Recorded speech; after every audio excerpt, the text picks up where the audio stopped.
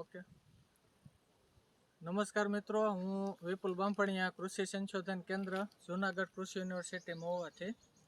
આજે આપણે ખૂબ સરસ વાત કરવાના છીએ. જમાદાર ઘણા આપણા આગળના જે વિડીયો છે એની અંદર તમે બેકગ્રાઉન્ડમાં પાછળ દર વખતે જે મેં વિડીયો બનાવ્યા એની અંદર તમે જોતા હતા કે ભાઈ આ કેરી છે, કેસર જેવી તો નથી લાગતી, આ કઈ કેરી છે. તો ઘણા બધા ખેડૂતોને આ ગોળ શેપ છે એના હિસાબે એવું લાગતું કે આ કઈ કેરી છે, એમ કેસર તો નથી લાગતી. તો આ છે મિત્રો મહુવાની પ્રખ્યાત જમાદાર કેરી.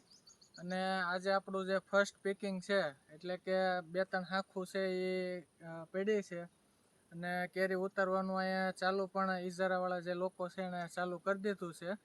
તો આ જે કેરી છે એ વનપક અથવા આને ડાબે નાખવા માટે શું જરૂરી વસ્તુ છે, અને આ કેરીના એકદમ પાકેલી ક્યારે કહેવાય અથવા ડાબાને નાખવા યોગ્ય આ કેરી ક્યારે બને છે, અને આની ખાસિયત શું છે, તો એ આજે આપણે જોવાનું છે. પણ મિત્રો, આ વસ્તુ જોતા પહેલાં જો મારી ચેનલની અંદર નવા હો આપ તો ચેનલ છે એને સબસ્ક્રાઈબ કરી લેજો, જેથી આવી માહિતી છે એ મળતી રહીને. સબસ્ક્રાઈબ કરવાના કોઈ પૈસા કે ચાર્જ નથી, એટલે સબસ્ક્રાઈબ કરવાનું ભૂલતા નહીં. તો મિત્રો, આ જે પાછળ બધા આંબા દેખાય છે, હવે આપણી કેરી છે એ તૈયાર થઈ ગઈ છે. અને છેલ્લે જે આપણે આની અંદર સ્પ્રે છે એ આપણે 0050 ખાતરનો કર્યો હતો, કે જેથી કરીને એની જે ટોટલ સુગર અથવા એનું જે ગળપણ છે અને રસનો માવો છે એ સારામાં સારો ભરાય. એની માટે એકવાર આપણે પોટેશિયમનો ઉપયોગ છે એ આની અંદર કરેલો છે.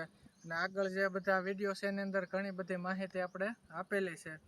તો હવે આ જમાદાર કેરી છે મહુવાની સૌથી પ્રખ્યાત કેરી આ કહેવાય છે, અને વિશ્વભરમાં આ કેરીનું નામ છે. તો આ કેરી છે એનો ખાસિયત શું છે, તો કે જમાદાર કેરી છે ને એને કેરીનો રાજા માનવામાં આવે છે. રાજા, અને કેસર કેરી આપણી છે એને રાણી માનવામાં આવે છે. તો આ જમાદાર કેરી છે એ તમારે એક્ઝેક્ટ ક્યારે ઉતારવી એની વિશે આપણે ખૂબ અગત્યની ચર્ચા કરવાની છે. તો જુઓ મિત્રો, આપણે કેસરની જેમ પહેલાં તો આપણે દાણા જોવાના હોય કે ભાઈ કેરી ઉપર દાણા કેવા છે. મોટા દાણા હોય તો એ આપણી કેરી છે એ ડાબાને નાખવા યોગ્ય કહેવાય. બીજી જે વસ્તુ છે એ છે ડીટીયું, કે જે ડીટીયું બેસી ગયેલું હોય, જે કેરીની અંદર ઉપસેલું ડીટીયું હોય તો એ કેરી તમે કદાચ ડાબામાં નાખો તો એ પાકતી નથી. પણ આ જે ડીટીયું બેસી ગયેલી કેરી હોય કોઈ પણ કેરીની અંદર, તો એ એનું મેન સિગ્નલ છે કે ભાઈ ડીટીયું બેસી જાય પછી એને ડાબે નાખો તો જ એ વ્યવસ્થિત કેરી પાકે. હવે જે આ જમાદારની અંદર એક નવી વસ્તુ છે એ મિત્રો આ છે, કે જે અહીંયા તમને આ કાળો લીટો દેખાય છે. જો કાશી કેરી હશે, બરોબર, આ જે કાશી કેરી છે તો એની અંદર તમને અહીંયા આ જે કાળો લીટો છે, જેને જ્યાં એનું ડીટીયું અથવા જેને અણી આપણે કહીએ છીએ, જ્યાં અણી હોય ત્યાં તમને એમાં કોઈ કાળો લીટો અથવા મૂછ નહીં દેખાય. તો આ જે કેરીનો જે મેન ક્રાઇટેરિયા છે પકવવા માટેનો એ આ મૂછ છે. જમાદાર કેરીની મૂછ કહેવાય.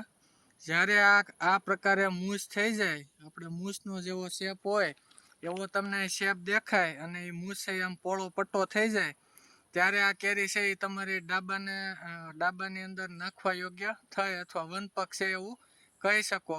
જો આવો લીટો અથવા અહીંયા આપણને મૂછ નથી દેખાતી, તો આ જે કેરી છે આને તમે ડાબે નાખશો તો આ કેરી કોઈ દી પાકશે નહીં, બરોબર. તો આ જમાદાર કેરીની અંદર આ એક ખાસ સિગ્નલ છે. કેસરની અંદર આ વસ્તુ નથી હોતી, ને એટલે જ આને જમાદારને કેરીનો રાજા જ એટલા માટે કહેવાય છે કે આની જે ટેસ્ટ અને સ્મેલ છે મિત્રો, એ બહુ ગજબની હોય છે. એવું કહેવાય છે કે રાજા, તમને કીધું એમ, કેરીનો રાજા તો જમાદાર જ છે અને રાણી છે એ કેસર છે. પણ આ જે કેરી છે એનું સૌથી મોટી જે ખાસિયત છે એ છે એનો ટેસ્ટ અને સ્મેલ. જો આ કેરી તમે આ જે તમને ક્રિટેરિયા કીધા એ પ્રમાણે તમે નહીં પકવો તો તમને હંમેશા ખાટી તોડશે, ખાટી જ લાગશે, ને તમને ટેસ્ટમાં કોઈ દી ભાવશે નહીં. પરંતુ જો તમે યોગ્ય રીતે આ કેરીને જે આપણે સિગ્નલ કીધા 2-3 એ પ્રમાણેની કેરી ઝાડ ઉપર તૈયાર થાય ને પછી જો તમે એનો ડાબો નાખો અને જે એનો ટેસ્ટ આવે, ઓહો, તમે જોતા રહી જાઓ એવો આની અંદર ટેસ્ટ છે એ આવતો હોય છે. તો આ જે કેરી છે એ સૌથી વધારે પ્રખ્યાત છે એ છે આપણા જે ભાવનગરના રાજા હતા અને એના જમાદાર જે હતા એના નામ ઉપરથી આ કેરી છે એનું નામ જમાદાર રાખવામાં આવ્યું હતું. અને ખાસ જે આની બાબત છે એ છે આની સ્મેલ, કે તમે બેસાર ઘર આખો કોકે જો ડાબો નાખ્યો હોય તો આની સ્મેલ છે એ ખૂબ જ આવતી હોય છે અને ખબર પડી જાય કે ડાબો અહીંયા કોકે નાખ્યો છે. અને બીજી જે ખાસિયત છે એ છે કે આનો જે રસ છે એની અંદર તમે રસમાં હાથ બોળી દો અને પછી હાથને તમે ધોઈ નાખો તોય આખો દિવસ તમારા હાથની અંદરથી આની જે સ્મેલ છે એ જાતી નથી. એટલે સૌથી જે અગત્યની બાબત છે આના સૌથી સારા જે ગુણ છે, અને આ કેરીને રાજા એટલા માટે કહેવાય છે કે એનો જે સ્મેલ છે ને એ જાતી જ નથી. આપણો રસ જે આ છે કેરીનો, આ કેરીનો જમાદારનો, એમાં તમે હાથ બોળી અને ધોઈ નાખો છતાં પણ એની વાસ છે એ આમાંથી આપણા હાથમાંથી જાતી નથી. એટલે મહુવાની અંદર ઘણા લોકો રસ છે એ એક્સપોર્ટ પણ બહુ કરે છે. અને આ કેરી જે છે આપણે પહેલો ફળ આજે ઉતેરો છે 4 થી 5 મણ કેરી, તો એ 5500 રૂપિયાની મણ છે એ આપણે અહીંથી આ લોકો મુંબઈ આજે મોકલવાના છે. તો મિત્રો માહિતી છે એ તમને જો સારી લાગી હોય જમાદાર કેરી વિશે તો વિડીયો છે એને લાઈક કરજો, શેર કરજો અને ખાસ જે તમને કીધું કે ચેનલ છે એને સબસ્ક્રાઈબ કરવાનું ભૂલતા નહીં. આવી નવી નવી માહિતી સાથે આપણે મળતા રહીશું. જય જવાન, જય કિસાન.